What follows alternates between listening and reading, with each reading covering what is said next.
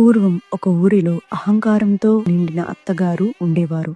ఆమెకు 5గురు కోడళ్ళు. ఆ అత్తగారికి తాను చేసే పూజలే గొప్పవని, తనలా నియమనిష్టలు పాటించేవారు మరొకరు లేరని అహంకారం ఉండేది. కార్తీక మాసం రాగానే అత్తగారు ప్రతిరోజు 4 కోడళ్లను వెంటబెట్టుకుని నదికి వెళ్లి ఆడంబరంగా దీపాలు పెట్టేది. చిన్న కోడలు పోలి చాలా మంచిది, అణిగిమణిగి ఉండేది. కాని అత్తగారు అసూయతో ఆమె దీపారాధన చేయకుండా ఇంట్లో పూజా సామాగ్రి ఏమీ లేకుండా చేసేది. అయినా పోలి బాధపడలేదు.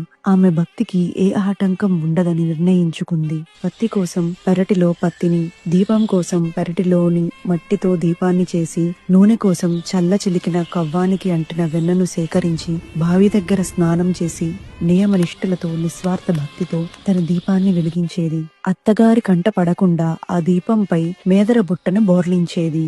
కార్తీక అమావాస్య రోజు వచ్చింది. అత్తా కోడళ్ళు నదీ స్నానం ముగించుకొని తిరిగి వస్తుండగా ఆకాశం నుండి దివ్యమైన పుష్పక విమానం పోలి కోసం దిగింది. పోలి నిస్వార్థ భక్తికి మెచ్చి శివదూతలు ఆమెను స్వర్గానికి తీసుకు వెళ్లడానికి వచ్చారు. అత్తగారు అహంకారంతో కార్తీక దీపాలు పెట్టింది నేనే కదా, ఈ విమానం నా కోసమే అని పరిగెత్తింది. కాని విమానం ఎక్కుతున్నది పోలి అని చూడగానే నిర్ఘాంతపోయింది. అత్తగారు ప్రాధేయపడింది, పోలి నన్ను కూడా పైకి లాగు. అప్పుడు పోలి ప్రశాంతంగా ఇలా చెప్పింది, మీరు దీపాలు ఆర్భాటం కోసం, ఆడంబరం కోసం వెలిగించారు. నేను పరమశివుడిపై నిశ్చలమైన భక్తితో వెలిగించాను. మీ దీపాలు మీవి, నా దీపాలు నావి. నా దీపాల పుణ్యం మిమ్మల్ని చేర్చలేదు అని చెప్పి పోలి స్వర్గానికి చేరుకుంది. అత్తగారికి మిగతా కోడళ్లకు తాము కేవలం ఆడంబరం కోసమే దీపాలు వెలిగించామని, నిజమైన భక్తి పోలిదే అని అప్పుడు అర్థమైంది. ఈ కథనే పోలి పౌర్ణమి నాడు చదువుకుంటారు. భగవంతుని ఆరాధనకు